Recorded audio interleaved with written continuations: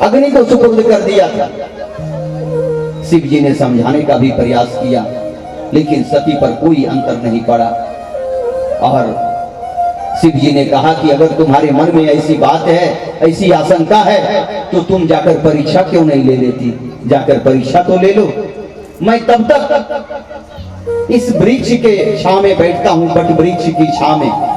और भगवान बट वृक्ष की छांव में बैठ गए और माता सती को भेज दिया कि जाए, आप जाइए परीक्षा ले लीजिए, तब तक मैं यहीं बैठ के राम नाम का जाप करता हूं। और चले गए परीक्षा ले ली। लेकिन भगवान शिव ने एक बात कही जाते जाते, जैसे जाई मोह भ्रम भारी, करे हूं सो जतन विवेक विचारी। आपका भ्रम जैसे दूर हो वो आप करें, लेकिन विवेक पूर्ण करें। ऐसा नहीं कि कोई भी हो विवेक पूर्ण कार्य मत करें। आप किसी की परीक्षा लें, लेकिन विवेक पूर्ण। इस बात का सती जी को ख्याल नहीं रहा। उन्होंने विवेकता पूर्ण इस बात पर विचार नहीं किया। और रास्ते में उन्होंने क्या किया? सती जी ने सीता जी का रूप धारण कर लिया। देखिए, ध्यान देने वाली बात है, सती जी ने सीता जी का रूप धारण कर लिया और आगे जाकर खड़ी हो गई। जैसे ही सबसे पहले लक्ष्मण जी की दृष्टि उन पर पड़ी। लक्ष्मण जी ने देखा, लक्ष्मण जी अचंभित हो गए। उन्होंने कुछ बोला नहीं कि आखिर ये कैसे हो गया। और श्री रघुनाथ जी ने जैसे देखा तो वैसे तो उन्होंने पहचान लिया। और उन्होंने कहा कि माता, आप यहाँ वन में क्यों विचर रही हैं? बाबा कहाँ हैं? बाबा वृषकेतु कहाँ हैं? अभी अभी एक राक्षस हमारी पत्नी को लेके चल दिया है। कहीं अगर आपके साथ कोई दुर्घटना हो गई तो लेने के देने पड़ जाएंगे। सती जी को तब लज्जा महसूस हुई। सती जी को लगा कि हमारे प्राणनाथ बिल्कुल सही कह रहे थे और मैं गलत था। उन्हें बड़ी लज्जा महसूस हुई, लेकिन अब कुछ हो नहीं सकता, क्योंकि उन्होंने ऐसा कार्य कर दिया था जो बिल्कुल ही अशोभनीय था। उसके बाद रामचंद्र जी को लगा कि शायद सती जी को मन में बड़ा भय हो गया। और फिर भगवान रामचंद्र जी ने अपने स्वरूप को प्रकट किया। जहां जहां सती की दृष्टि जा रही थी, वहां वहां भगवान श्री रघुनाथ जी के दर्शन होते रहे। तमाम ऋषि मुनि साधु संत उनकी सेवा में लगे हुए थे। सती जी को लगा कि ये क्या हो गया। सती जी डर गई, भयभीत हो गई। उन्होंने आंख बंद कर लिया। फिर रघुनाथ जी को लगा कि जो है, अब लगता है सती डर गई है, तो उन्होंने अपना वहां से समेट लिया, सब चीज अपनी माया को समेट लिया। और फिर सती जी आती हैं भगवान भोले के पास और बड़े विवेकपूर्ण कहती हैं कि मैंने कोई परीक्षा नहीं ली, मैं आप ही की तरह गई और प्रणाम करके आ गई। एक झूठ यहां भी सती जी ने कह दिया। भगवान शिव को वहां भी लगा कि यहां से परीक्षा लेने निकली थी और बोलती है कि मैं आपके तरह गई और प्रणाम करके आ गई। ऐसा हो ही नहीं सकता। अगर ऐसी भावना थी तो वो गई क्यों? भगवान अंतर्ध्यान हुए और उन्होंने अंतर्ध्यान होकर देख लिया। जैसे देखा तो उन्होंने सारा चीज जान लिया कि सती ने सीता का रूप धारण कर लिया। अब भगवान भोलेनाथ बहुत उनको अंदर से हृदय में झटका लगा कि ये मैंने क्या कर दिया। सती का अब कल्याण नहीं है, हुई है वही जो राम रचि राखा। हे रघुनाथ जी, आपने जो रच रखा है वही होगा, दूसरा कुछ हो ही नहीं सकता। आइए 2 मिनट हम लोग बड़े भाव से भजन करें, उसके बाद हम लोग फिर आगे की कथा में प्रवेश करेंगे। श्री राधे।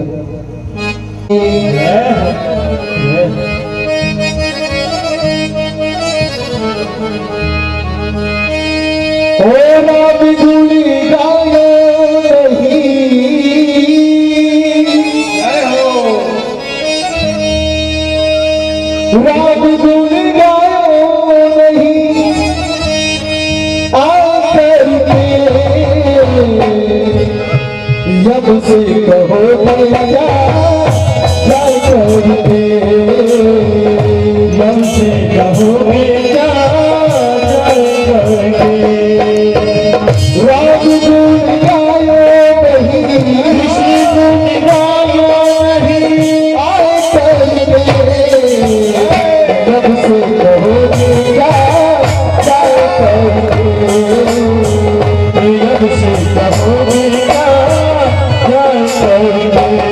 सीताराम राम राम सीताराम राम राम सीताराम राम राम सीताराम राम राम राजा राम राम राम सीताराम राम राम राजा राम राम राम सीताराम राम राम।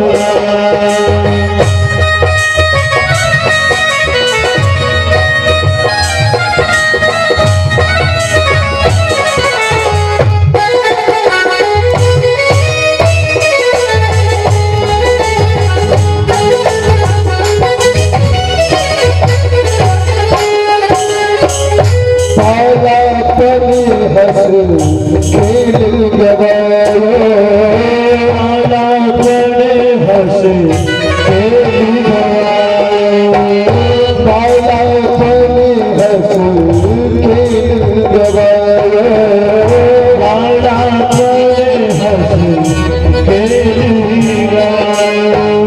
बाप पिता ने बाल को छुड़ायो, बाप पिता सभी गवायो खेल खाई करके, सभी गवायो खेल खाई करके, जब से कहो क्या करके, जब से कहो क्या करके। बोलो राम राम राम राजा राम राम राम, बोलो राम राम राम राजा राम राम राम।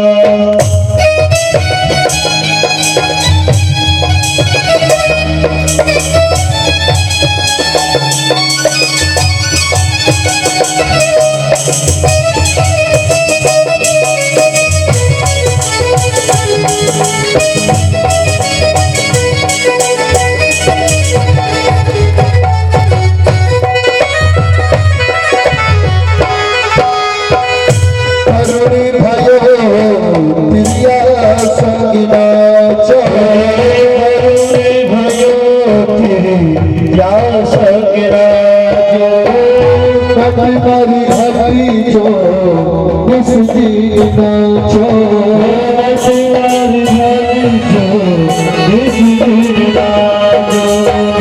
माया में रहो है भरी पाई करके, माया में रहो है भरी पाई करके, जब से कहो क्या करके,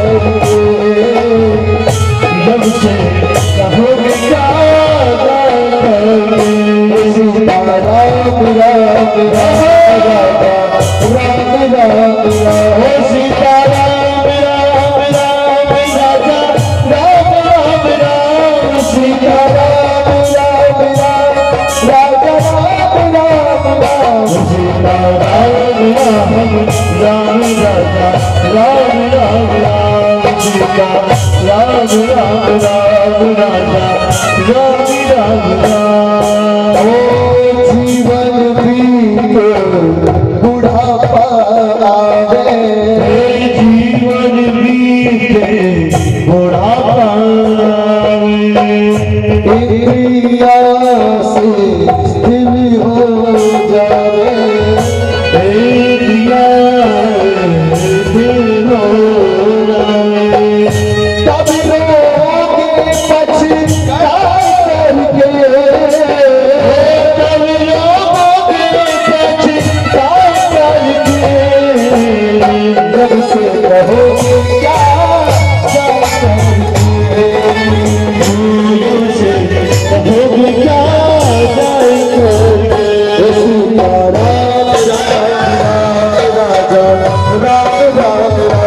सीता राम राम राम राजा राम राम राम राजा राम राम राम सीता राम राम राजा राम राम राम सीता राम राम राम। बोली बाबू भगवान की जय हो। भगवान शिव शंकर नाथ ने सारी समस्याओं का निदान निकाला और उन्होंने मन में ही संकल्प कर लिया कि अब सती के मुझे इस रूप से अब भेंट नहीं होगा। देखिए भगवान की कथा का, भगवान श्री रघुनाथ जी को भगवान शंकर अपना इष्ट देव कर लिया, जिस वजह से भगवान शिव ने उनका तिरस्कार कर दिया। उन्होंने ऐसा नहीं कहा कि मुझे आपसे नफरत हो गई, मुझे आपसे नहीं मिलना। उन्होंने कह दिया कि इस रूप में आप हमारी पत्नी के रूप में तो मैं आपको स्वीकार कर ही नहीं सकता। मन ही मन कहा। उसी समय एक गंभीर आकाशवाणी हुई, हे महेश आपकी जय हो, आपके अलावा ऐसा कोई संकल्प नहीं कर सकता। भगवान शिव जी को लगा कि शायद सती इस बात को समझ गई। सती ने पूछा कि हे प्राणनाथ यह क्या हुआ, आपने कौन सा संकल्प लिया? भगवान ने कहा कि चलो इस सब आकाशवाणी पर ध्यान मत दो, अब चलो कैलाश चलते हैं। कैलाश गए और वहां उन्होंने समाधि लगा दी।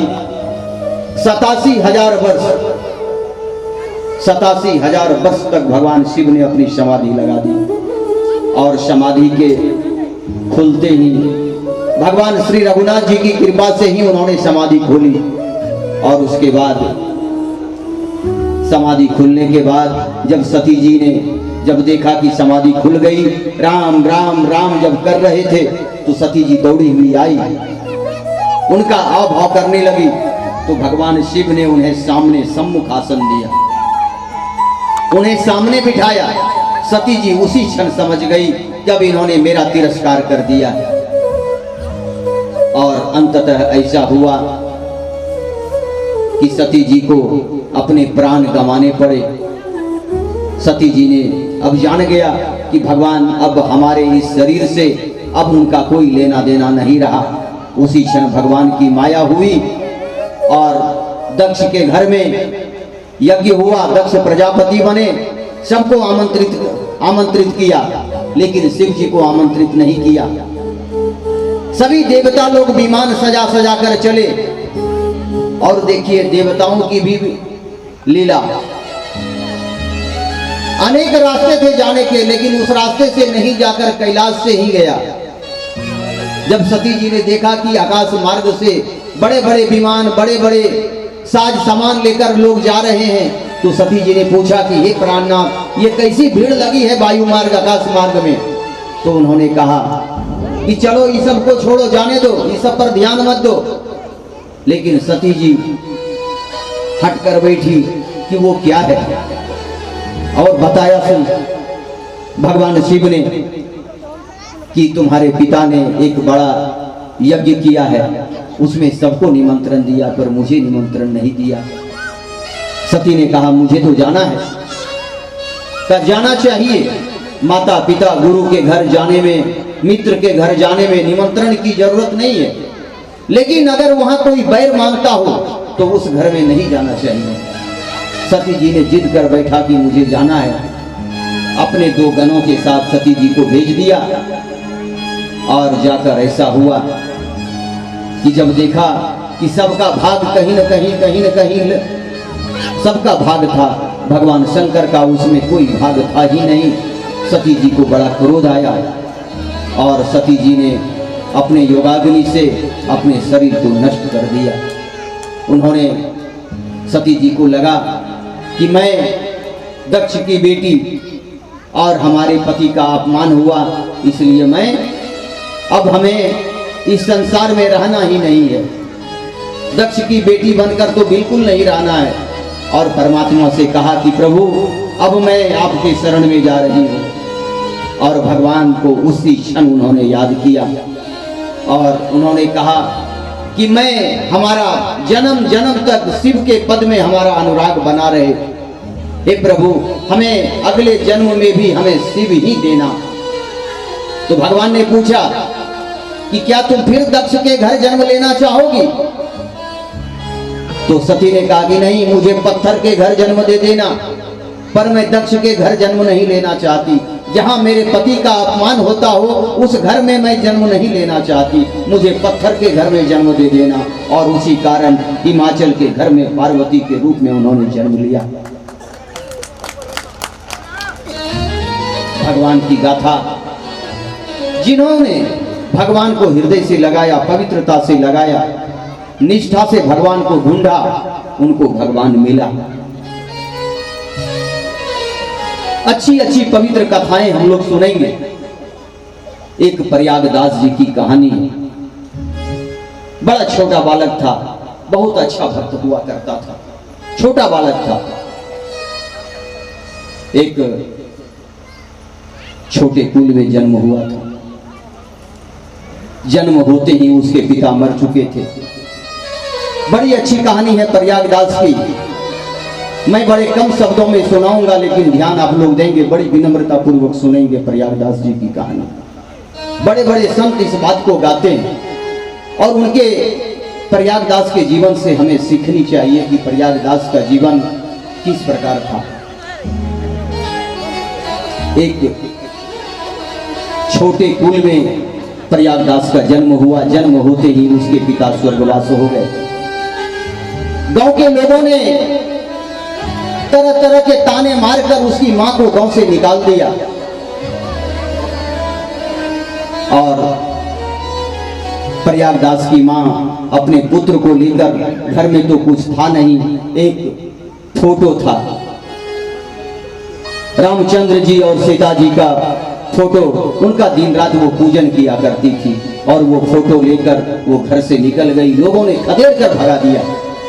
कुछ दूर पर जाकर जंगल था, उसी जंगल में जाकर एक कुटिया बना लिया और वहां रहने लगी। कंद मूल फल चुन के लाना खाना, वही उनका कार्य था।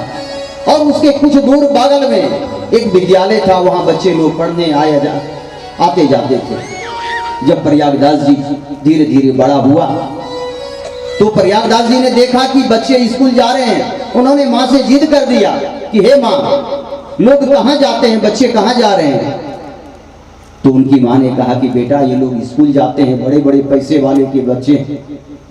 उसने कहा कि माँ, मैं भी स्कूल जाना चाहता हूँ, मुझे भी स्कूल जाना है, मेरा भी दाखिला करा दो। उनके पास ना उतने संसाधन थे, ना वस्त्र थे, ना ड्रेस था, ना जूता, ना कॉपी, ना कलम। आखिर वो करते क्या? बड़ी दया आई माँ को, और हर माँ चाहती है कि हम बच्चों को पढ़ाएं। कहा ठीक है, कल तुम चलना, कल हम चलेंगे अब तुम्हें विद्यालय लेकर। माँ प्रयागदास को उसी वेश में, फटे कपड़े पहने हुए प्रयागदास की माँ, एक लंगोट पहना हुआ वो बालक प्रयागदास लेकर विद्यालय के आगे जाकर वो खड़ी हो गई, दोनों माँ और बेटे। काफी देर से वो निहार रही थी विद्यालय में, तो प्राचार्य की खिड़की खुली थी और प्राचार्य ने बड़े गौर से उस बालक को देखा, बड़े गौर से बालक को देखा। वो प्राचार्य जी कोई और नहीं, रंजन जी थे।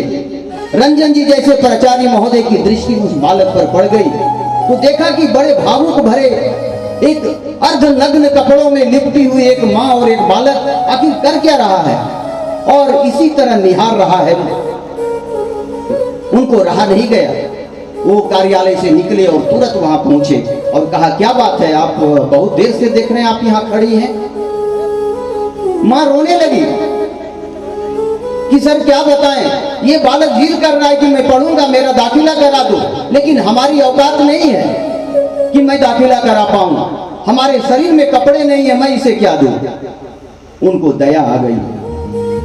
जैसे जैसे प्राचार्य महोदय आए, उस बच्चों ने दंडवत प्रणाम किया, उससे उनका भाव और जग गया।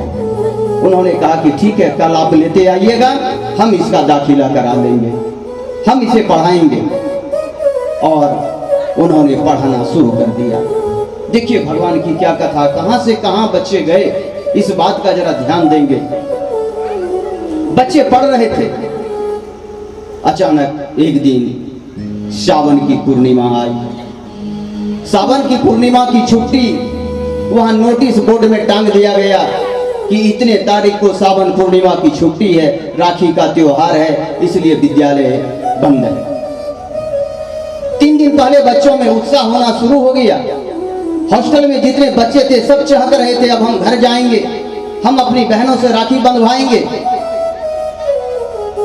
हमारी बहनें राखी बांधेगी, हमारी बहन हमारे घर आएंगे, हम जाएंगे बहनों के घर। तरह तरह की वार्तालाप बच्चों के बीच हो रही थी। वो बच्चा निराश हो रहा था। उस बच्चों की एक दोस्ती थी एक बच्चे से, बगल के ही गांव का था। एक दूसरे के घर आया जाया करते थे प्रयागदास जी और वो बालक। उसने कहा तुम चिंता मत करो, हमारी बहन है ना, मैं राखी बंधवा दूंगी, तुम चिंता क्यों करते हो। रक्षाबंधन का त्योहार सामने आया। उस दिन छुट्टी थी और उसका मित्र प्रयागदास के घर पर पहुंचा कि प्रयागदास आज रक्षाबंधन है, चलो आज चलो रक्षाबंधन, हमारी बहन आएगी और हम अपनी बहन से तुमको राखी बंधवा देंगे। प्रयागदास फटे पुराने कपड़ों में चला। जब प्रयागदास अपने घर से चला कुछ दूर पर वहां एक मदारी खेल दिखा रहा था। मदारी के खेल में दोनों बच्चे मस्त हो गए। दोनों बच्चे खेल देखने लगे, खेल देखने में मशगूल हो गया। एक थोड़ा दूर हो गया, एक इधर हो गया। उसी बीच में उसके बहन और जीजाजी मोटरसाइकिल से आए और अपने भाई को देखा, उसको बैठाया और लेके चल दिया। प्रयागदास खड़ा का खड़ा रह गया। प्रयागदास ने देख नहीं पाया कौन आया कौन गया, वो तो खेल देखने में मस्त था। देखिए कहानी क्या होती है। उसकी बहन और उसके जीजाजी उसे लेकर घर चले गए। घर गए, उस बच्चे को भी ख्याल नहीं रहा कि मैं प्रयागदास को छोड़कर आया था। उसकी बहन ने उसकी आरती उतारी, राखी बांधा और मिठाई जैसे खिलाना चाहा, तब उसको याद आया कि मैंने प्रयागदास को वहीं छोड़ दिया। हाथ में मिठाई लिया हुआ वो दौड़ पड़ा प्रयागदास के पास। जैसे ही मुख्य दरवाजे पर आया, तब तक वहां खेल बंद हो चुका था मदारी का। प्रयागदास ने किसी को देखा नहीं कि मेरा मित्र कहां चला गया। उसको लगा कि शायद चला गया होगा, मैं तो घर देखा ही हूं, चलो हम पीछे पीछे चलते। भाई हमें किस बात का अभिमान, मैं तो छोटा हूं, मैं तो नीच हूं, मैं तो अधम जाति का हूं, कोई बात नहीं, हम अकेले भी चले जाएंगे तो क्या फर्क पड़ता है। प्रयागदास जी धीरे धीरे उसके घर की ओर चल पड़े। जैसे ही उसके मुख्य दरवाजे पर प्रयागदास का पहुंचना और वो मिठाई लेकर दौड़ा, उसकी मां ने एक थप्पड़ जड़ दिया उसको। कहां भाग रहा है रे, चलो घर, अभी तेरी बहन और जीजा आए हैं, अब तू भाग रहा है। प्रयागदास ने उसे मारते हुए देख लिया। प्रयागदास उस घर से लौट गया। प्रयागदास की आंखें नम हो गई, सजल हो गया प्रयागदास कि जब मेरे मित्र को मार बैठा उसकी मां ने मेरे कारण, अब मैं घर जा रहा हूं। वो दौड़ता दौड़ता घर आया और कहा कि हे मां, हमारी बहन कहां है, बहन बताओ। मां ने कहा कि बेटा तुझे बहन नहीं है। बोला मां, भगवान मेरे साथ कभी नाइंसाफी नहीं कर सकता, भगवान हमें निराश नहीं कर सकते, मुझे बताओ हमारी बहन कहां है। आज मैं राखी बंधवाऊंगा, अन्यथा मैं भूखा प्यासा मर जाऊंगा, तड़प कर मर जाऊंगा, अन्यथा हमें बताओ कि हमारी बहन कहां है, भूखा प्यासा रह जाऊंगा मैं। मां ने सोचा शायद बच्चा है ऐसे जिद कर रहा है। उसके पास एक राम जी और सीता जी का फोटो था। उसकी मां ने कहा कि यही है तेरे बहन और यही है तेरे जीजा जी। बोला है कहां? बोला इसकी शादी हो गई, ये तो चले गए। कहां शादी हुआ, कहां चले गए? ऐसा करने करते करते संध्या हो गई, शाम हो गया, सूर्यास्त हो गया। बोला कहां है बताओ, नाम क्या है, कहां घर है, मुझे बताओ। उसकी मां ने कहा कि तेरी बहन का नाम जानकी है, तेरे जीजा का नाम राम है, घर कहां है? तो बोले अयोध्या है। वहां से अयोध्या की दूरी 20-25 किलोमीटर थी जहां वो घर था उस बालक का, प्रयागदास का। प्रयागदास 3 शब्द याद रखा, जानकी, राम और अयोध्या। सावन का महीना, कड़कती हुई वर्षा, मेघों की तड़तड़ाहट, बिजली की चमक, लेकिन प्रयागदास को रोक नहीं पाया कोई। दौड़ पड़ा अयोध्या की ओर। 3 बात वो सिर्फ ध्यान में रखता था, जानकी राम अयोध्या, जानकी राम अयोध्या, यही 3 शब्द कहते कहते वो दौड़ पड़ा। बोलिए श्री सियावर रामचंद्र की जय हो। 10 किलोमीटर आगे जाते जाते अंधेरी रात हो गई। 12 बज गए उसे रात। जंगल था, सर्प, बाघ, अजगर सामने से गरज रहे थे, लेकिन वो 3 बात वो रटते जा रहा था, जानकी राम अयोध्या, जानकी राम अयोध्या, ताकि वो भूले नहीं। आखिर हम पूछें तो किसको पूछें? एक राक्षस आ गया, राक्षस को पूछा, बोला बालक तुम कहां जा रहे हो? बोला मैं अपने दीदी के घर जा रहा हूं। क्या नाम है तेरी दीदी का? तो जानकी। जीजा का नाम राम। जाना कहां है? अयोध्या। राक्षस भी हट गया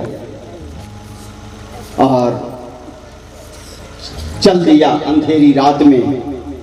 तब तक अयोध्या का मंदिर बंद हो चुका था, पट बंद हो चुका था, रात्रि का पहर हो चुका था। सीता जी बड़ी बेचैन हो रही थी उस विग्रह के रूप में। आप अनुभव करें, ऐसा प्रयागदास का भक्ति था, ऐसा प्रेम था, ऐसा भाव था। सीता जी रोने लगी वहां विग्रह के रूप में। राम जी प्रकट हो गए। राम जी ने पूछा, सीते क्या बात है? जब तक हम वन में रहे तब तक मैंने कभी आपकी ऐसी दशा नहीं देखी थी, आज ये आपकी ऐसी दशा क्यों हो गई? आज आखिर आप इतने रो क्यों रहे? क्या बात हो गई? सीता जी ने कहा, हे नाथ, मैंने आपसे जीवन में कभी कुछ नहीं मांगा। आज हमारा भाई हमारे लिए बेचैन है। आज मेरा भाई प्राण त्याग देगा अगर मैं उसे राखी नहीं बांध पाई तो। 8 वर्ष का बालक जंगल में भटकता हुआ मेरी ओर आ रहा है। मुझे जाना होगा, आप मुझे आज्ञा देना, नहीं तो मेरा भाई मर जाएगा, और अगर मर जाएगा तो ये भक्ति कलंकित हो जाएगी। इसलिए आप मुझे जाने की आज्ञा दें। राम जी की नेत्र सजल हो गए। राम जी रोने लगे। राम जी ने कहा कि ऐसा क्या अनर्थ हो गया? राम जी ने कहा कि हे सीते, मैं आपको रोक नहीं पाऊंगा। अगर आपकी ऐसी दृढ़ भक्ति है तो आप जाएं। आज अनुभव कीजिए कि सीता जी आज अपने हाथों से थाली सजा रही हैं अपने छोटे भाई प्रयागदास के लिए।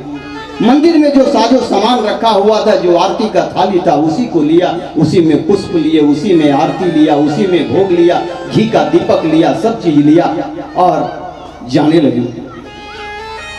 सब सामान तो ले लिया, मिठाई वगैरह सब चीज ले लिया सीता जी। एक चीज भूल गई सीता जी, माचिस लेना भूल गई। रामचंद्र जी ने देख लिया कि माचिस तो लिया ही नहीं, तो भगवान राम ने वो माचिस लेके अपने जेब में रखकर वो भी पीछे पीछे चल दिए। देखिए कितनी श्रद्धा भरी भक्ति। भगवान राम और जानकी सीधे चले प्रयागदास के पास और उसी रूप में चले जिस रूप का उसने स्मरण किया था। वो कागज में जैसा तस्वीर था उसी तस्वीर के रूप में सिया जी और रामचंद्र जी दोनों चले। कुछ दूर पर जाकर खड़े हो गए। प्रयागदास उधर से रोते हुए आ रहा था, जानकी राम सीता, जानकी राम सीता। जैसे ही देखा प्रयागदास को तो प्रयागदास को जानकी जी ने कहा, प्रयाग मैं आ गई। प्रयागदास आए। प्रयागदास गले से लिपट गया। प्रयागदास के आज आंखों से आंसू झरझर बहने लगे। सीता जी भी रो रही हैं। प्रयागदास ने अपने हाथों से सीता जी के नेत्र को साफ किया कि दीदी तू क्यों रो रही है, मैं तो तेरे पास आ ही रहा। सीता जी ने अपने हाथ से प्रयागदास के नेत्र पूछे। उसी जगह एक वृक्ष की तलहटी में उन्हें बैठाया, सारा साजो सामान सजाया, लेकिन माचिस था नहीं, माचिस लेना भूल गई थी। राम जी ने अपने जेब से निकालकर माचिस दिया, लो सीते दीप जलाओ। क्या प्रभु की महिमा है। आज सीता जी ने उस माचिस से, प्रभु के दिए हुए माचिस से दीप जलाया और प्रयागदास की आरती की।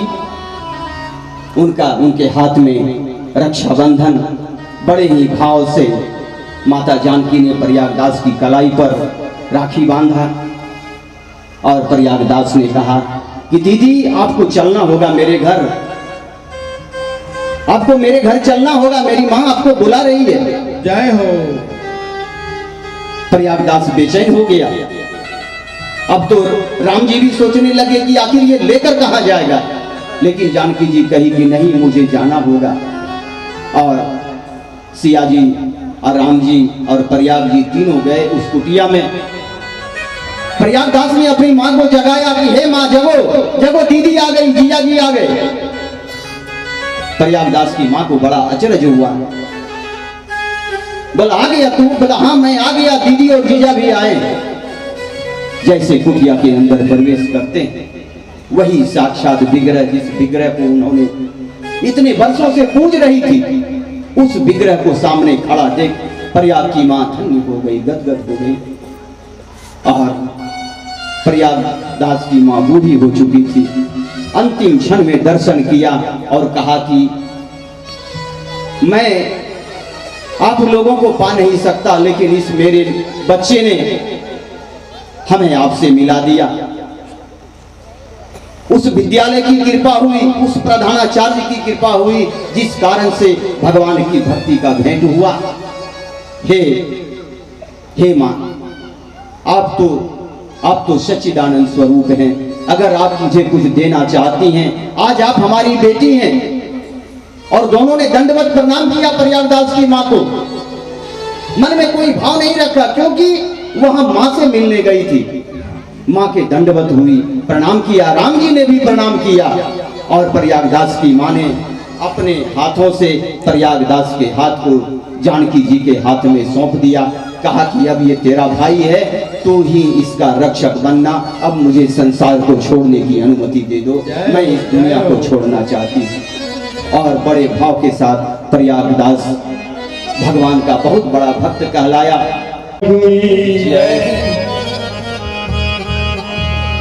वो मुझे दास बना कर रख लेना।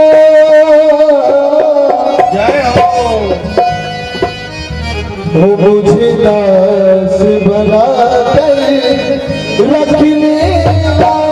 भगवान तू अपने चरणों मुझे दास बना कर रख लेना। भगवान तू अपने चरणों में मुझे रख लेना। भगवान तू अपने चरणों में मुझे दास बना कर रख लेना। ओ भगवान तू अपने चरणों में, ओ भगवान तू अपने चरणों, ओ भगवान तू अपने चरणों में। घनश्याम तू अपने चरणों में, ओ घनश्याम तू अपने चरणों में। मुझे दास बना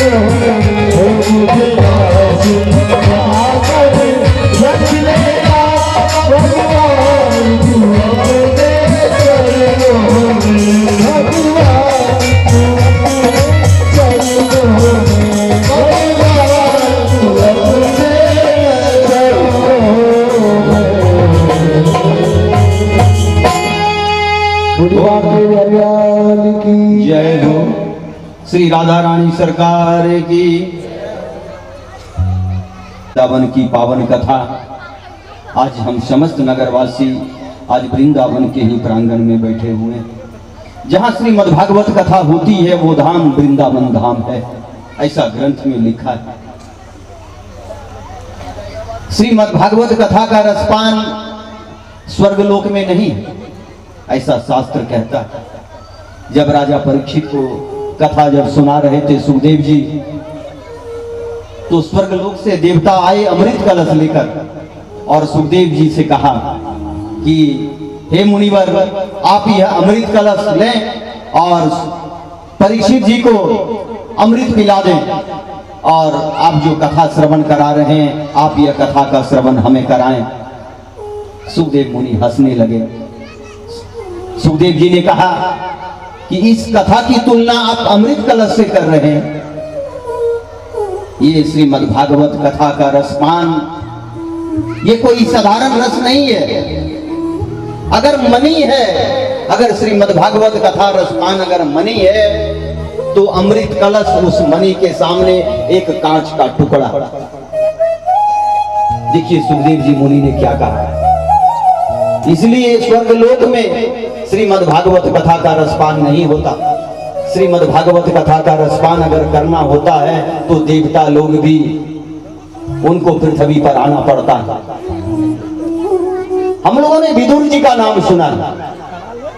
विदुर जी महाभारत के हीरो रहे हैं। विदुर जी कोई साधारण नहीं थे। विदुर जी वो धर्मराज थे।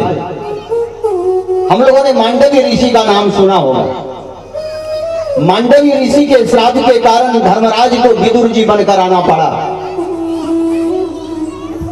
मैं बड़े कम शब्दों में यह बात कहना चाहता हूं कि मांडव्य ऋषि बड़े ही आध्यात्मिक थे। भगवान का दिन रात चिंतन किया करते थे, समाधि में लीन रहा करते थे और अपनी कुटिया में ही वो समाधि लगा लिया करते थे। एक दिन की बात है कि वो समाधि में लीन थे। उसी बीच से एक राजा के यहाँ से कुछ चोर उसी कुटिया होकर निकला। रास्ते में राजा के सिपाही थे। राजा के सिपाही ने उसे देख लिया और सभी सिपाही दौड़कर आ गए। उसे पकड़ने के लिए। और वो चोर दौड़ता हुआ आया उसी कुटिया में और मांडव ऋषि को जगाया कि हे ऋषिवर जगिए, कुछ लोग हमारा पीछा कर रहे हैं, हमारा प्राण संकट में है, हमारी रक्षा करें। मांडव ऋषि जगे। मांडव ऋषि ने कहा क्या बात है? कहा कुछ लोग हमारा पीछा कर रहे हैं, ये हमारा धन लूटने के लिए, जबकि वो चोर धन लूट कर लाया था। उन्होंने कहा कि एक काम करो, पीछे में वो सारा सामान रख दो और तुम लोग निकल जाओ, कुछ नहीं होगा, मैं संभाल लूंगा। चोर ने वो धन वो उन्हीं की कुटिया में रख दिया और वो चोर फरार हो गया। लेकिन दोनों की वार्तालाप करते हुए राजा के सिपाहियों ने सुन लिया और वो सिपाही वहां आया, पूछा कि चोर कहाँ है? बोला चोर? कौन सा चोर? चोर तो तुम हो। सिपाही ने उस मांडव ऋषि को पकड़ा और जाकर राज दरबार में खड़ा कर दिया। राजा ने पूछा कि क्या बात है? सिपाहियों ने कहा कि चोर चोरी करके जा रहा था, हमने उसके पीछे सेना लगाई और ये चोर में भी ये साधु शामिल है। उन्होंने पूछा कि क्या आपने चोर का साथ दिया? कहा कि उसने मुझे पूछा, मैंने कहा कि सामान रख दो, परंतु बोला फिर आपने जब सामान रखवाया तो फिर परंतु क्या? सुनो, इसे ले जाकर इस साधु को सूली पर टांग दो। आगे मांडव ऋषि कुछ बोल नहीं पाए। उन्होंने कहा विधि की यही विधान है, मैं कर क्या सकता हूँ। मांडव ऋषि को सूली पर ले गया और सूली पर चढ़ाया। मांडव जी समाधि में सूली पर ही लीन हो गए। वो सूली उनका कुछ न बिगाड़ पाया। समस्त बैठे दर्शकों ने, समस्त लोगों ने देखा, समस्त प्रजागणों ने देखा कि मांडव ऋषि सूली पर ही समाधि लगा बैठे, कुछ नहीं बिगड़ा उनका। बहुत सारे लोग आए, संत साधु भी आए। एक साधु ने उन्हें पहचान लिया कि ये तो मांडव ऋषि हैं और समाधि में लीन है। इस बात की खबर राजा को गई। राजा दौड़े दौड़े आए, त्राहि माम पाहि माम पाहि माम, हे ऋषिवर मुझे क्षमा करें, मैं नहीं जानता था आप कौन हैं। आप नीचे उतरे। उनको आदर पूर्वक नीचे उतारा गया। राजा साष्टांग प्रणाम किया राजा ने कि हे प्रभु आप हमें क्षमा करें ऋषिवर, हमने आपके साथ बहुत अन्याय किया। मांडव ऋषि संत थे, उनका और संत का हृदय बड़ा कोमल हुआ करता था। आज भी होते हैं, जो असली संत होते हैं उनका हृदय बड़ा कोमल होता है, बड़ा पवित्र होता है। मक्खन के तरह उनका हृदय कोमल होता है। उनके दिल को चाहे आप जितना भी दुखा दें, पर संत का हृदय कभी कठोर नहीं होता। चाहे आप लाख उन्हें गालियां दे दें, फिर भी संत आशीर्वाद देते हैं। संत ने कहा राजन, मैंने तुमको कब का क्षमा कर दिया। तुमने मुझे जो सजा दी उस सजा का मैं हकदार था, लेकिन तूने मेरी पूरी बात नहीं सुनी। इसके लिए मैं तुम्हें दंड नहीं दूंगा, मैं धर्मराज को दंड दूंगा कि धर्मराज ने ऐसी परिस्थिति मेरे साथ क्यों खड़ा किया। मुझे मेरे किन गुनाहों का हमने कौन सा पाप किया था जो ऐसा फल मुझे मिला कि मुझे सूली पर चढ़ाया गया। राजा बड़ा चिंतित हुआ। राजा ने कहा कि हे ऋषिवर आप हमें माफ करें। मांडव ऋषि ने कहा कि मैंने तुमको माफ कर दिया। हे राजन, अगर आप मुझे आज्ञा दें तो मैं धर्मराज के पास जाऊं।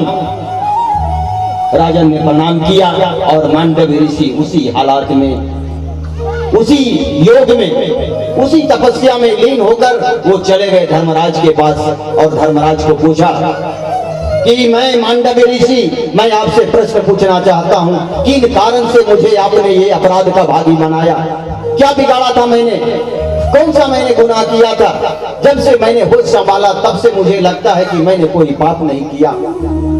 आज कौन से पापों की सजा आपने दी मुझे? धर्मराज भी डर गए। धर्मराज ने कहा कि हे ऋषिवर, जब आप 6, 7, 8 वर्ष उम्र के थे तब आपने एक कीट पतंगों में आपने एक सींग डाला था। मांडव ऋषि ने कहा कि धर्मराज, जो गुनाह बचपन में हो और 12 वर्ष तक अगर कोई बच्चा गुनाह करता है तो वो अज्ञान है, वो जानता नहीं कि अच्छा क्या है बुरा क्या है, और इस अज्ञान की सजा आपने मुझे दी है, यह तो अनुचित बात है। और अगर ये सजा आपने मुझे जानबूझकर दिया है तो मैं आपको श्राप देता हूं कि आप एक शूद्र के घर जन्म लेंगे और इस कदर आप वहां उलझे रहेंगे कि न्याय और अन्याय का फैसला करते करते आप वहीं गिर पड़ेंगे। और उनको विदुर जी के रूप में उनका जन्म हुआ, जो जीवन पर्यंत उनका दुर्योधन का फैसला और युधिष्ठिर का फैसला करते करते वो जीवन पर्यंत दुखी ही रह गया। ये है भगवत भाव। इसलिए संतों का कभी अपमान मत करें। अगर जीवन में कभी कहीं संत मिल जाए तो उन्हें नमन करें, उन्हें नमस्कार करें, प्रणाम करें। अगर दरवाजे पर आ जाए तो कुछ मत दें, उन्हें कुछ देने की आवश्यकता नहीं है। उनका अभिवादन कर दें कि बाबा हमारी धरनी कहीं चली गई है, घर में ताला बंद है, बाबा एक गिलास पानी मैं आपको पिला सकता हूँ, हमें देने के लिए आपके पास कुछ नहीं है। बाबा प्रसन्न हो जाएंगे, बाबा आपको आशीर्वाद देके जाएंगे कि कोई बात नहीं बच्चा, लेकिन अपमान मत करें। अगर दरवाजे पर कभी कोई साधु संत भिखारी आ जाए तो कुछ न कुछ उन्हें दें, और अगर कुछ ना दे पाए तो अपनी मीठी वाणी से उनका हृदय प्रसन्न कर दें। क्योंकि हमारी पृथ्वी पर जब जब संकट आया है तो संतों के अपमान के कारण हुआ है। हम लोगों ने कथा पढ़ी है शनकादिक मुनि का। शनकादिक मुनि एक बार सनक सनंदन सनातन सनत कुमार, उनकी इच्छा हुई कि एक बार हम लोग चले बैकुंठ श्री हरि नारायण के दर्शन के लिए, और इस पृथ्वी लोक से चल दिए श्री हरि नारायण के दर्शन के लिए बैकुंठ। बैकुंठ जब गए तो वो चारों कुमार 5 वर्ष की आयु के तरह लगते थे, कुमार थे, एकदम सीधा साधा ढील डॉल, कुछ नहीं। जब वहां गए तो वहां द्वारपाल जय और विजय नाम का द्वारपाल था, बड़े कड़क स्वभाव के थे। लेकिन इस बात को आप देखें, किसी भी पुराण में श्री हरि बैकुंठ नारायण के द्वारपाल जय विजय ही हुआ करते थे। ना उनके पहले का किसी का उल्लेख है और ना उनके बाद का किसी का उल्लेख है। जय विजय ने उन्हें रोक दिया, बालक समझकर रोक दिया। जय विजय ने बोला कौन हो तुम, कहां जा रहे हो? तो उन कुमारों ने कहा कि हमें श्री हरि नारायण से मिलना है। बोला अभी रुको, अभी जाने का टाइम नहीं है, पैर तड़ाकर रोक दिया।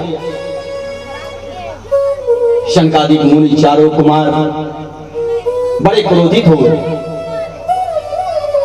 सब ऋषि ऐसे नहीं होते, दुर्वासा ऋषि की भी हम कथा सुनाएंगे। दुर्वासा ऋषि के आंख में ही रहता था गुस्सा, मुंह पर रहती थी श्राप की नदियां बहती थी उनके मुख से। ऐसे ऐसे ऋषि मुनि, ऐसे ऐसे संत राजा महाराजा डरते थे, उनका सत्कार करने से भी डरा करते थे। दुर्वासा ऋषि का अपमान, और जिन पर दुर्वासा ऋषि प्रसन्न हो जाए तो उन्हें तार देते थे, और जिन पर अगर क्रोधित हो जाए तो न जाने उन्हें क्या श्राप दे देते थे। और यही अंजाम हुआ। शनकादिक मुनि ने जय विजय को श्राप दे दिया, कहा तुमने मेरा 3 क्षण बर्बाद किया है, तुम दोनों 3 जन्मों तक राक्षस बने रहोगे। इतना कहते ही भगवान श्री हरि नारायण बैकुंठ में बैठे क्षीर सागर में शेष नाग की सैया पर निद्रा में थे भगवान, योग निद्रा में। माता लक्ष्मी उनके पैर दबा रही थी। जैसे ही शनकादिक मुनि का श्राप सुना, भगवान खड़े हुए बेचैन हो गए कि मेरे द्वारपाल को ऐसा श्राप, क्या बात है? देखें, भगवान दौड़े हुए आए और वहां देखा शनकादिक मुनि को खड़ा। जय विजय तो गिर पड़े भगवान के चरणों में कि भगवान मुझे बचाएं, हमारे साथ ये क्या अन्याय हो गया। लेकिन भगवान भी नहीं बचा सके संतों के श्राप को, और उसी समय जय विजय का स्वर्ग से पतन हो गया और वही हिरण्याक्ष और हिरण्यकश्यप बना। भगवान श्री हरि नारायण ने कहा कि हे मुनिवर, आप इन्हें क्षमा कर दें। इस थोड़ी सी दोष के लिए इतना बड़ा दंड। यहां भी एक ध्यान देने वाली बात है, भगवान श्री हरिनारायण जिनसे मिलने आए थे, उन्होंने कहा कि ये छोटी सी बात के लिए इतना बड़ा दंड आपने दिया हमारे द्वारपाल को। तो सनकादिक मुनि ने कहा कि मैं तो, इसने मेरा 3 क्षण बर्बाद किया था, इसलिए मैंने 3 जन्मों तक इसे राक्षस बनने का श्राप दिया। लेकिन आप कह रहे हैं कि इतनी छोटी सी गलती के लिए इतनी बड़ी सजा, तो जाइए मैं आपको भी श्राप देता हूं कि हर जन्मों में इसका उद्धार आप ही करेंगे। क्या बात, हर जन्म में हिरण्याक्ष और हिरण्यकश्यप का उद्धार करने के लिए भगवान को स्वयं अवतार लेना पड़ा। ऐसे ऐसे रूप उनको लेने पड़े, कभी बराह का रूप धारण करना पड़ा, तो कभी नरसिंह का रूप धारण करना पड़ा, अनेक रूप धारण करना पड़ा संतों के सम्मान के लिए। इसलिए संतों का अपमान जीवन में कभी मत करना, ये हमारा शास्त्र कहता है। संतों की सेवा सदैव होनी चाहिए, कुछ ना दे, कोई जरूरत नहीं है। संतों को धन सोना आभूषण की आवश्यकता नहीं है। संतों को प्रेम दें, संतों को मीठी वाणी दें, ना दे सकें तो हाथ जोड़कर कह दें बाबा मैं आपको देने के लायक नहीं हूं, आप आगे चले जाएं। संत इसी में प्रसन्न हो जाते हैं। यही है भगवत भक्ति, यही है भगवान, इसी से भगवान की प्राप्ति होगी आपको, दूसरा कोई उपाय नहीं है। और जब तक हम सत्संग की कथा में नहीं बैठेंगे तब तक हमें ज्ञान नहीं होगा। बिनु सत्संग विवेक न होई, क्योंकि सत्संग ही बताती है कि हमारा जीवन कैसे सरल होगा। अपने अंदर सरलता का लाना बहुत जरूरी है। अगर हम सरल नहीं बनेंगे तो हमारा जीवन कठिन हो जाएगा। और भगवान को उन्होंने ही प्राप्त किया है जो सरल बना है, क्योंकि सरल में ही भगवान का वास है। सरल में 3 अक्षर होते हैं, सौ रो लो, सौ से सीता, रो से राम, लो से लक्ष्मण। अगर आप सरल बन जाएंगे तो सीता राम लक्ष्मण आपके हृदय में वास कर जाएंगे, ये प्रमाण है। नहीं तो सरल बनकर देखें, सरल बन जाए, बिल्कुल सरल बन जाए। अपने अंदर की मलिनता को हटा दें, अपने अंदर पवित्रता भर दें। धर्म कहता है, न्याय कहता है कि आपके पास जो है आप अगर उसको उड़ेलेंगे तो वही गिरेगा। अगर घड़े में जल है तो जल गिरेगा, जहर है तो जहर गिरेगा।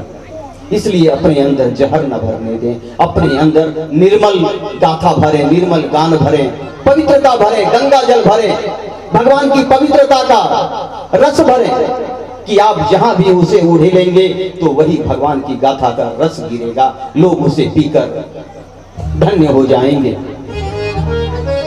हम अपने जीवन को कैसे सरल बनाएंगे ये मुझ पर निर्भर करता है। शास्त्र कहता है कि इंसान का जन्म 3 बार होता है, ये धर्म कहता है, श्रीमद् भागवत कथा कहती है, शास्त्र कहता है और संत भी कहते हैं। इंसान का जन्म 3 बार, पहला माँ की कोख से और दूसरा गुरु की गोद से। ये भी बात में विश्लेषण करूंगा। पहला माँ की कोख से, दूसरा गुरु की गोद से और तीसरा खुद की सोच से। पहला जन्म तो माँ की गोद से हुआ, वो हमारी विवशता थी, हमें उस गोद में डाला गया, ये परमात्मा की कृपा थी। हमें क्या पता मैं किस गोद में आऊं ना आऊं, हमें किस जाति में भेजा गया, किस माँ के पास भेजा गया, किस माँ के गर्भ में मुझे डाला गया, ये मुझे नहीं पता। ये तो भगवान की कृपा थी, उन्होंने मुझे भेज दिया, मैंने जन्म ले लिया। ये हमारा पहला जन्म हुआ। दूसरा जन्म हुआ जब हमने शिक्षा ग्रहण करा, जब हमने शिक्षा ग्रहण किया, हम गुरु के संगत में बैठे, ज्ञान अर्जन किया, ज्ञान हासिल किया, शिक्षकों के साथ बैठा, संतों के साथ बैठा। हम कहां बैठे, हमारे पिता ने कहां बैठाया, इस बात पर ध्यान देना अत्यंत जरूरी है। दूसरा जन्म बहुत जरूरी है। बच्चों को अच्छी शिक्षा देने के लिए अच्छा विद्यालय भेजें, अच्छे संगत में डालें। एक बात, अगर अच्छा संगत नहीं होगा तो उसका जीवन नीरस हो जाएगा। माता पिता किसी को बीड़ी पीने सिखाते हैं, किसी को क्या? माता पिता ने कभी सिखाया?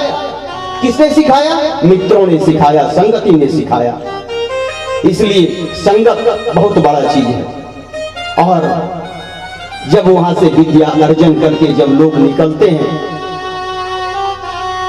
एक ही गुरुकुल में पढ़ा था सबने। किसने किसने? दुर्योधन ने और अर्जुन ने। युधिष्ठिर ने एक ही गुरुकुल में पढ़ा था। एक भगवान के शरण में चला गया और दूसरा भगवान को बांधने के लिए खड़ा हो गया। दुर्योधन के सामने भी भगवान आए थे, उनके कई बार दर्शन हुआ भगवान कृष्ण का, लेकिन दुर्योधन ने कभी पहचान नहीं पाया। और अर्जुन, पांचों भाई पांडव भगवान की शरण में चले गए। आपने सुना होगा नारायणी सेना और अकेला नारायण।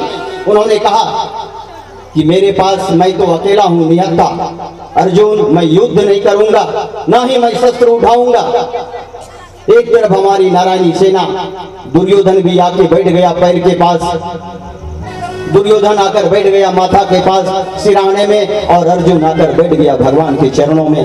भगवान की जब आंखें खुली तो उन्होंने सबसे पहले अर्जुन को देखा और पूछा कि अर्जुन क्या बात है? अर्जुन ने कहा कि प्रभु मैं आपके दर्शन करने आया हूं। दुर्योधन ने कहा मैं भी आया हूं। बोला अरे मैंने तो तुम्हें देखा ही नहीं, आखिर चाहते क्या हो? तो कहा कि अब तो युद्ध छिड़ चुकी है, मैं आपसे सहयोग मांगने आया हूं। क्या सहयोग चाहिए? तो एक तरफ हमारी नारायणी सेना और एक तरफ मैं अकेला।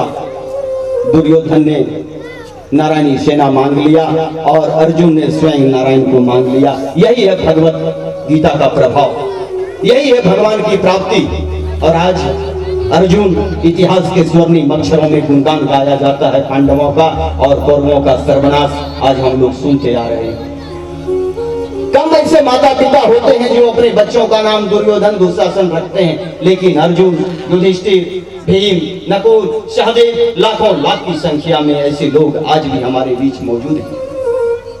ये है भगवत प्राप्ति का प्रभाव। एक ही गुरुकुल में उन्होंने पढ़ा, लेकिन खुद की सोच के कारण अपने आप को भगवान की शरण में डाल दिया, और दुर्योधन अपने आप को भगवान के शरण में कभी ले जा नहीं पाया, क्योंकि उनकी संगति खराब हो गई थी। शकुनी मामा मुफ्त में मिला था, निःशुल्क, जो निःशुल्क है उसी का सबसे ज्यादा शुल्क है। इस बात का ध्यान रखेंगे, कोई चीज अगर मुफ्त में मिल जाए तो उसे मत लिया करें, क्योंकि हो सकता है जीवन भी गंवा के आपको उसका कर्ज चुकाना पड़ जाएगा। दो चीजें मुफ्त में मिली थी,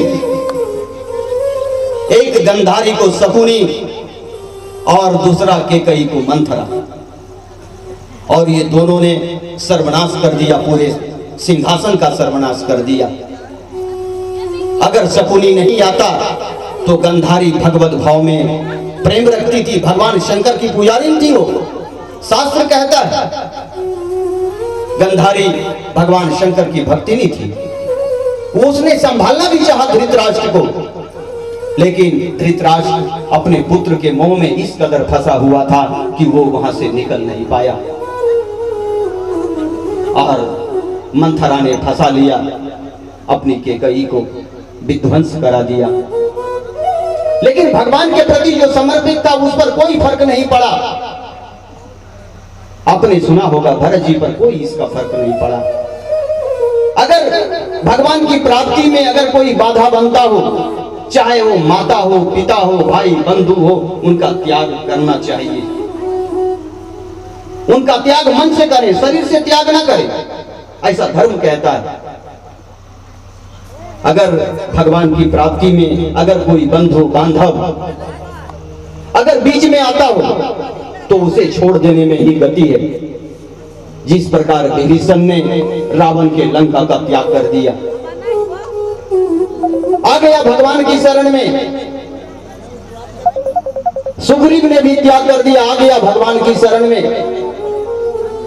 लंकेश ने विभीषण को लात मार के भगाया, और बाली ने भी सुग्रीव को लात मार के भगाया। दोनों के भाई ने लात मारा। धर्म कहता है कि भाई अगर लात मारे तो पड़ोसी को भी मत बताना। पड़ोसी कहेगा तुम भी लात मारो, नहीं, पड़ोसी को बताने की बात नहीं है। अगर बताना किसी को है तो परमात्मा को बताओ, और परमात्मा अगर तेरे साथ खड़े हो जाएंगे। तो रावण ने लंका के लिए विभीषण को लात मारा और भगवान ने उसी विभीषण को लंकेश बना दिया। बाली ने सुग्रीव को मारा कि चले जाओ किष्किंधा छोड़कर, चला गया भगवान की शरण में और भगवान ने अपने हाथों से वध करके सुग्रीव को किष्किंधा का राजा बना दिया। यह है भगवत प्राप्ति का प्रभाव। इसलिए अपने हृदय में भगवान के प्रति निष्ठा रखें, समर्पण का भाव रखें।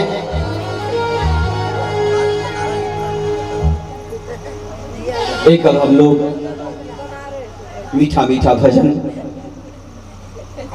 अपने आप को प्रभु के चरणों में समर्पण का भाव दिखाते हुए गाएं।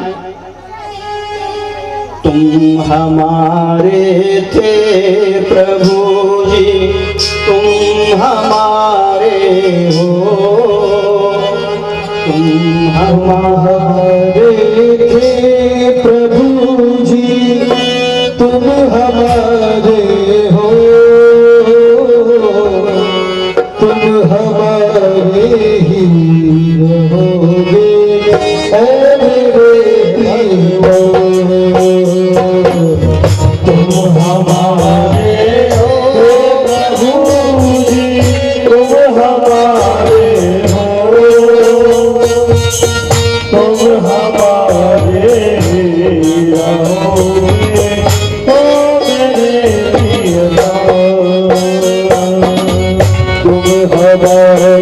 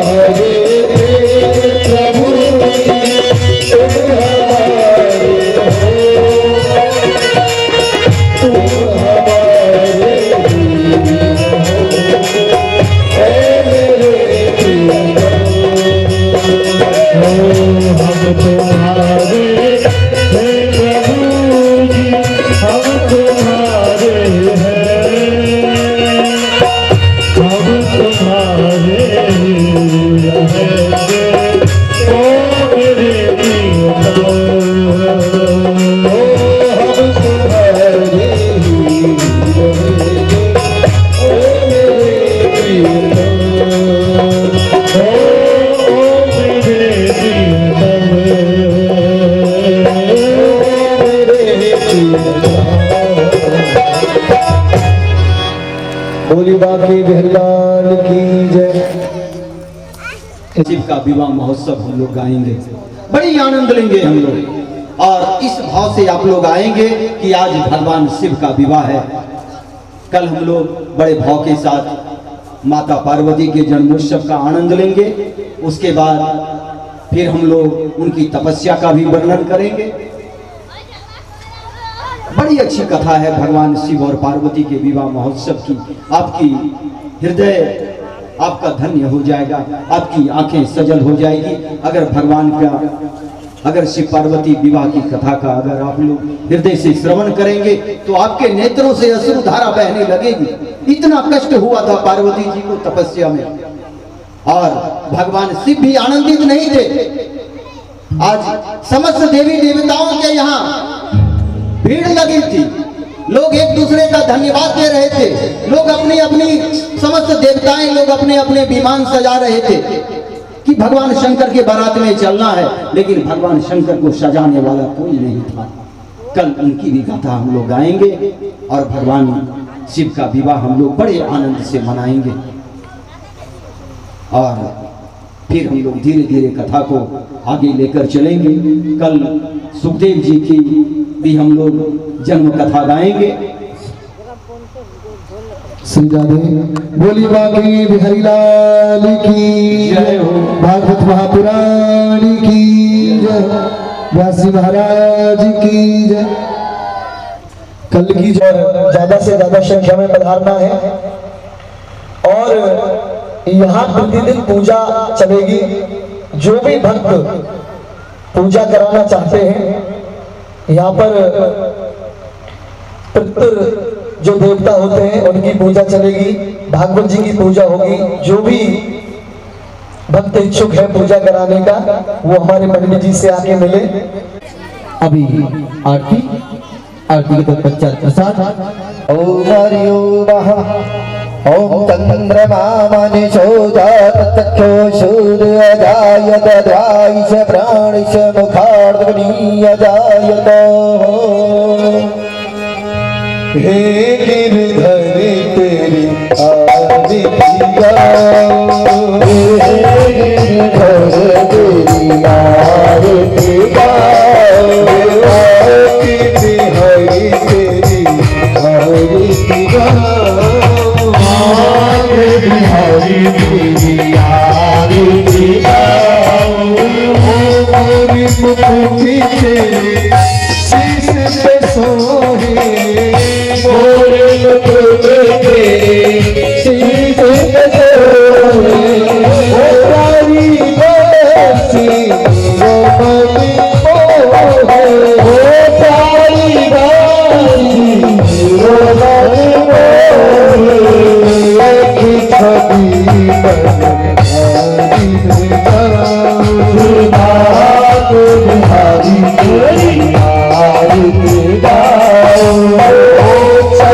छवि है गंगा प्यारी, गंगा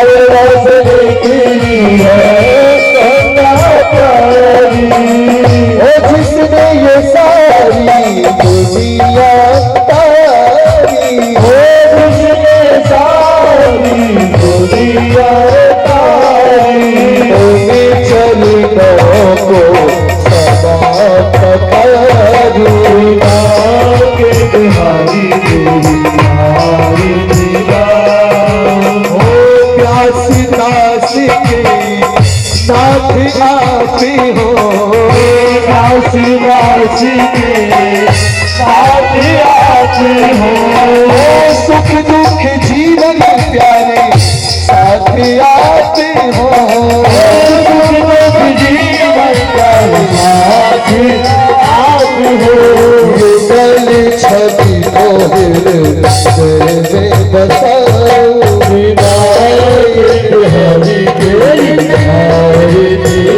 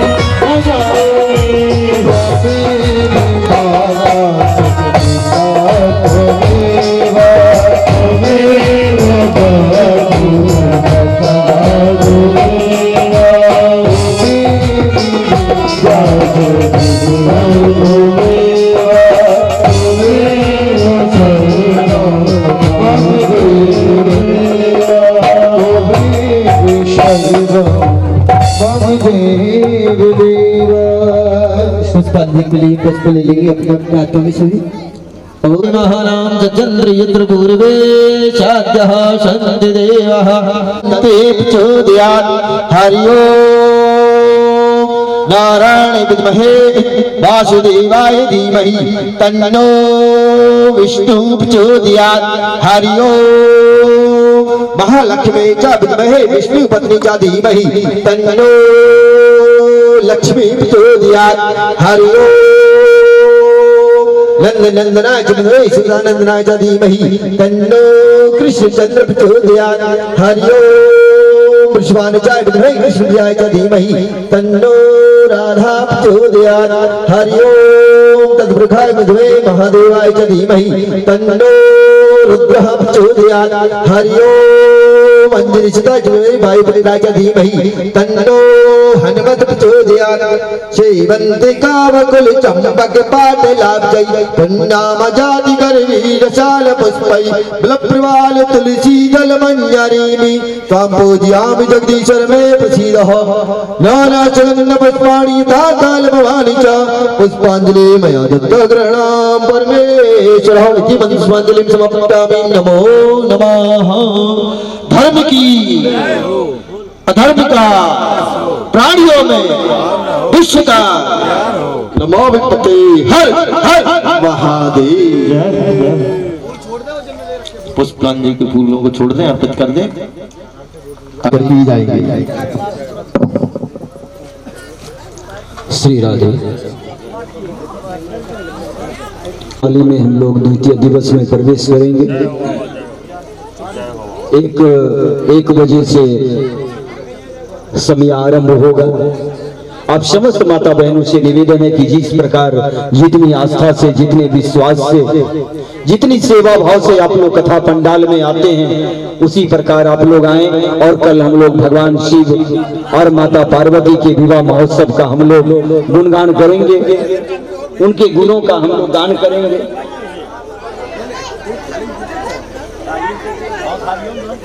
और एक बार अंत में हम लोग जयकारा लगा दें ठाकुर जी का। बोलिए श्री राधा रानी सरकार की, श्री सियावर रामचंद्र भगवान की, श्री हनुमंत जी महाराज की। ओम नमः पार्वती पतये शिव हर हर महादेव। शिव शंभुनाथ। आज आप तैयार हो जाएं, आप सावधान हो जाएं। कल हम लोग इस कथा पंडाल में आपके विवाह महोत्सव का हम लोग गुणगान करेंगे। और मैं चाहूंगा कि हे कैलाश, हे भगवान शिव और माता पार्वती, आपके विवाह महोत्सव हम लोग बड़े धूमधाम से मनाएं, कोई विघ्न बाधा ना हो। आप इस कथा पंडाल में विराजमान रहकर आप ये देखें कि हमारे भक्त हमारे विवाह महोत्सव